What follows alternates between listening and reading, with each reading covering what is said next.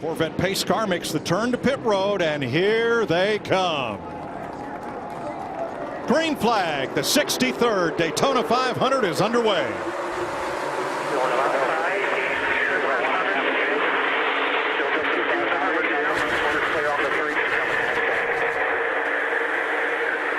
Three's with you. You are clear. He is not too wide right behind you. One backyard lane. One backyard lane. Second lane's got a little run. Bottom lane's coming back to you. Get back to the bottom. Get back to the bottom. And he's with you in there. Inside. Four's with you. Three got a huge shove from the 10. You're fine here. You got the 4 and then 18 tight with you. Still inside. You're clear low. They're tight with you out back. Alpha's clear low. Both clear to the by 1. Caution at the end of lap number 3. Spanaway Washington's Derek Cope, the winner here in 1990. And who did he beat? Dale Earnhardt on the last lap. 62-year-old Cope is into the wall here on the 3rd lap in number 15. Looks like maybe a tire went down. It just happened very slowly as he came into turn 3. Yeah, you can see him moving to 3 wide and trying to navigate around him. Kevin Harvick outside Eric Almirola, Christopher Bell, Ryan Newman, Alex Bowman, Joey Logano, and we're back to green. Clear down. 6 get a push for the 22. Still clear. He's passing 9. That's Tim Fedewa, Kevin Harvick spotter. Clear. Outside now. 6 tight. He's off you. 2 by 2 behind you. 6 is out there by himself. 22 trying to get to him. 10. Man, how cool is it to see Ryan Newman challenging for the lead again at Daytona? Thinking the same thing. And look, Joey Logano is going to push him to be the sole leader right now. Oh no! Oh no! Almirola, Bowman. Oh, the 24's on his side. Remember what I said, Clint, about 21 cars? I don't know if we got there, but man, that took out a lot of race cars and a lot of great race cars in there. I know Eric Almirola was one of the front ones up front, so anytime that happens up front, you're going to take out a lot of them. There's Jamie McMurray. All these cars stuck in that mode. We've had heavy rain down here overnight. Tyler Reddick. That is a dozen of destruction. When we talk about being aggressive, bump drafting, switching lanes here early on, only 14 laps into this 200-lap race.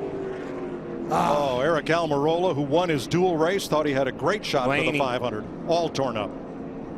You can see the outside, 48, Alex Bowman doing a little side drafting to the right side of Eric Almirola. And I see a gap in between Eric and the 20 car. And look at the push coming from Kyle Busch to his teammate, Christopher Bell. Now that's going to get him to the rear bumper. Big shot. Oh, he just got over on that right side. I can tell you another part of that equation, Jeff. These cars, they have skew in the rear ends. That's obviously for speed and make the cars go fast, make them pull up to other cars. It's also, in my experience, makes them squirrely. When that car hits him, it pushes that car into the steer of the rear end, and it can turn you in a heartbeat. We're so reminiscent when Eric Almirola lost the lead in the closing yards of this race in 2018. He was along for the ride. As soon as that contact hit, it just turned his car right. He took the words right out of my mouth. Unbelievable. Crushing blow to so many teams, so many efforts that it goes into having fast cars and being at this Daytona 500. That was a lot of heavy hitters in this one.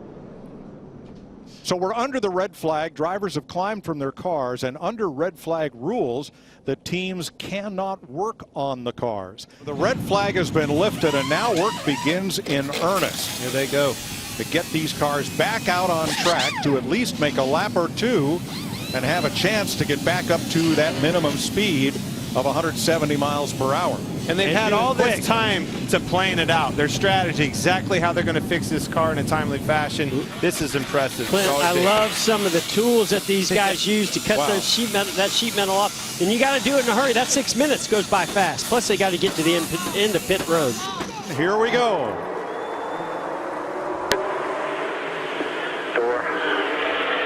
You got a better push than he does.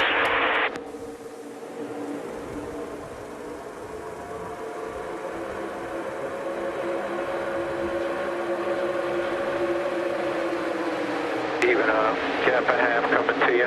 Here comes time's a pretty good push.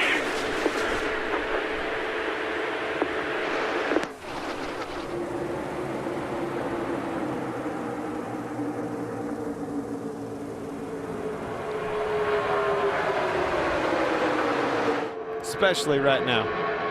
Oh, he's going to go 3 wide of Cole Custer. Speaking of the middle. Boy, how about that move? He pushes Cole Custer out there. Is right on his rear bumper and able to just drive right by him on the inside. And that's what I love about Daytona. This man dropped to the back, one wreck, change of events. He's competing to lead this race. Hamlin on point. Oh, wreck. Quinn Houff and Chase Briscoe. And caution is out for the 3rd time at lap 38.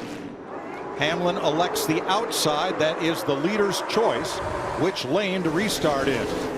And we're back to green.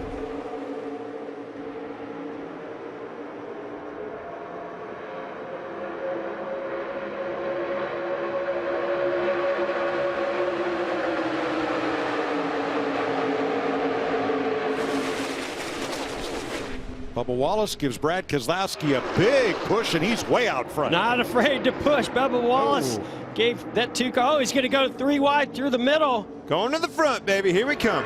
Is he going to reconnect with this boss man up there in front, Denny Hamlin?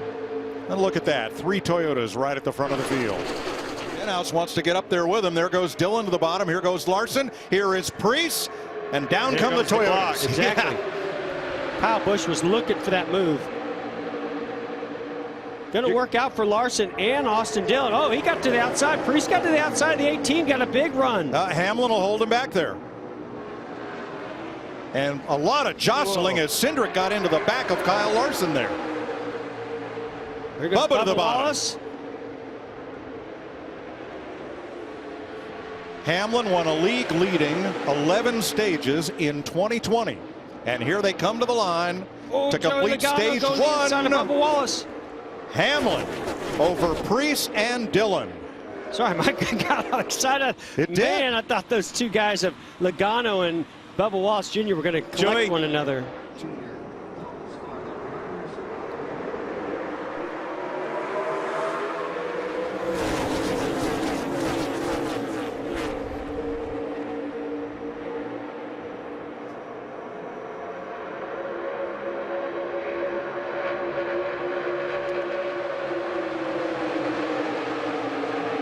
Rookie Austin Cindric in the 33 with Penske teammates behind him in the 22 and 2. A rookie trying to lead the Daytona 500 here. Oh, Denny could get in trouble here. Oh, he just squeezed up in front of the 3 of Austin Dillon. Right there could have been an opportunity. He was trying to work both lanes. If he had not gotten up in front of that 3 car, they may have taken him 3 wide, shuffled him back. Jamie? Kevin Harvick has a really good car in that 4, but he was shuffled outside the top 10 as crew chief Rodney Childers said, you need to run with the 20, the 23, and the 11. I know it's not what we want, but those are the best cars right now, and he has gotten himself up there running next to the 11 right now.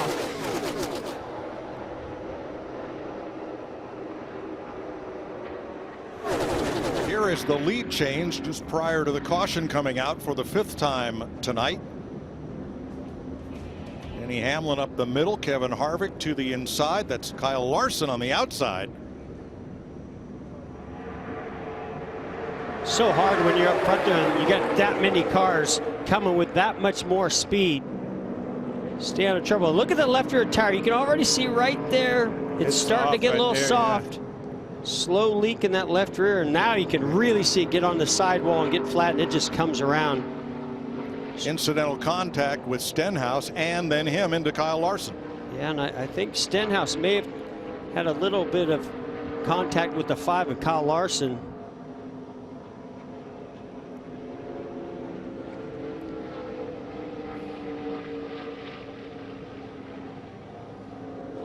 Yeah, right there, he's doing everything he can. Long for the ride.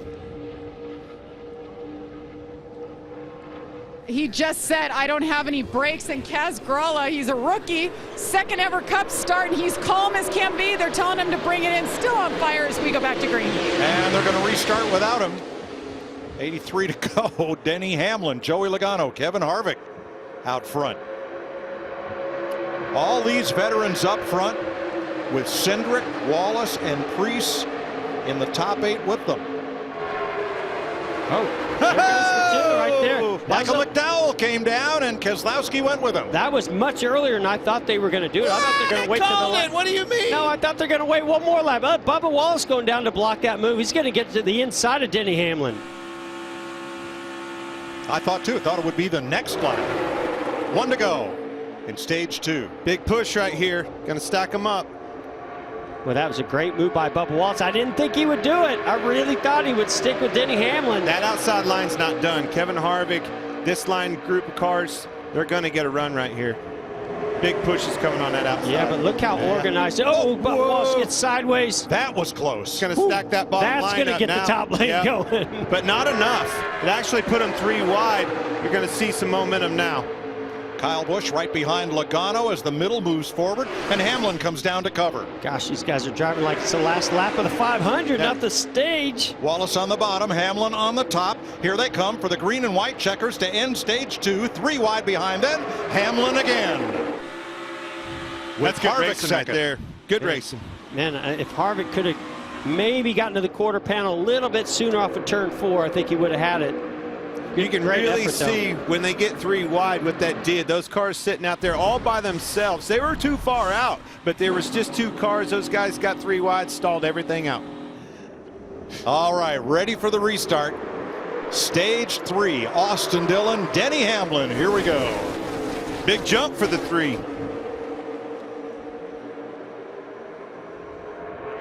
Up top. Now top, 1 back. No run yet. Bottom's best formed. 11's coming outside, outside. Clear back to 11, quick hold by half, outside. Lined up. Still out there, lined up. So impressive how he can just pull out at will and go on right to the front every time. Now that was orchestrated in that all of the Toyotas that stopped together took 2 tires. So they should all come out together. Yeah, that's the plan. I mean, you got this line of cars that are established with a lot of momentum, using the draft of multiple cars. So those Toyotas have to do everything perfectly, and you can already see some separation between all 3 of them. They're going to lose a lot right here. Yeah, I thought maybe Kyle Busch might slow him down a little bit, but not at all. They got to be carrying 3, 4, 5 more miles per hour than these other guys. He's going to move up right here. Force him to go to the bottom. And now all you can do if you're Denny Hamlin, just try to stall them out, not get too far, shuffle back. Might be able to get in front of Austin Dillon here. Actually, the 2 of them, that was a good move by Denny Hamlin. When he moved up right there, that was a heads-up move. It'd be interesting if he made that call for his spotter did in roof, because him separating with Kyle Busch on the bottom separated that pack away and really stalled him out. And Hamlin stopped the march of all the Chevrolets except Ross Chastain, whose 42 is up there with that group of Fords. There he goes. Big run right here. Joey's going to move down, block that. Right to his teammate's bumper. Watch what happens now behind all these guys. Now that's going to shake everything up. Here comes Austin Dillon to the outside. Oh, man, Kevin Harvick in trouble, gets shuffled out. White flag. 1 lap to go, sponsored by Credit One Bank. Okay, now these guys, their job, if you're Austin Dillon, one of those guys. Watch this run Kevin Harvick has on the bottom. Now the 5 can go to the outside. They're all trying to build that run that Keselowski did. Here goes the 3 car. Will Dillon have help? No, they come down to block. Logano goes back up, Keselowski with him. McDowell in tow, Dillon on the bottom. The run's on top. Oh! Teammates. Around they go in a hard crash. Kyle Busch. Kyle Larson. Caution is out. Bubba Wallace is in this. Austin Cindric. Hard hit by Kyle Busch. Caution's out. McDowell is first to the line, but will have to go back to the moment of caution, which ends the race Brad Keselowski is climbing out. He's okay. Joey Logano we see taking off the gloves and the steering wheel. I think McDowell's the winner of this race, guys. He was first across the line. NASCAR will review and have to determine the finish at the moment of caution. And we'll wait for official word. Huge win if that's the case. But Bob Jenkins' Front Row Motorsports crew is celebrating on pit road. Oh, wouldn't that be incredible? You're going to see some emotion out of this guy if this comes back official. A lot of tore up race cars. All the Chevys torn up. You saw Priest with damage, Chase Elliott with damage. This was a really hard hit. Kyle Busch, when he came in. Yes. And the AMR safety crew very quickly on the scene, being directed. Look at the damage to the wall. It's a bumper cover up there. And there's Kyle Busch climbing out. That is a great sign, and that means everybody has climbed from their cars after a huge pileup on the final lap of the Daytona 500.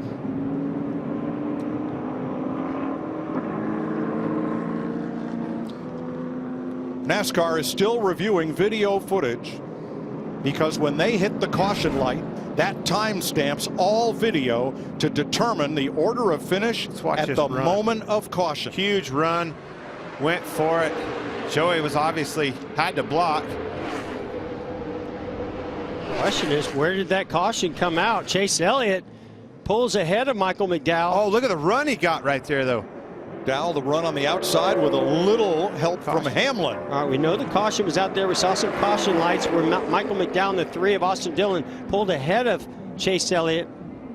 And Michael McDowell from Glendale, Arizona, for Bob Jenkins' Front Row Motorsports, has won the Daytona 500. How about that?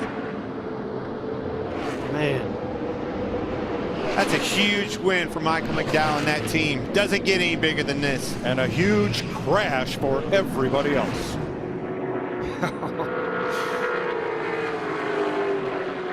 McDowell is the 40th driver to win the Great American Race and the 8th driver in history to score his first career Cup win in the Daytona 500.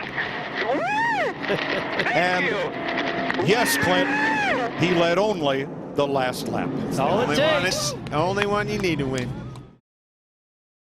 Hey Motorsports fans, thanks for watching. Make sure you hit subscribe before you go for all the latest news and highlights across motorsports.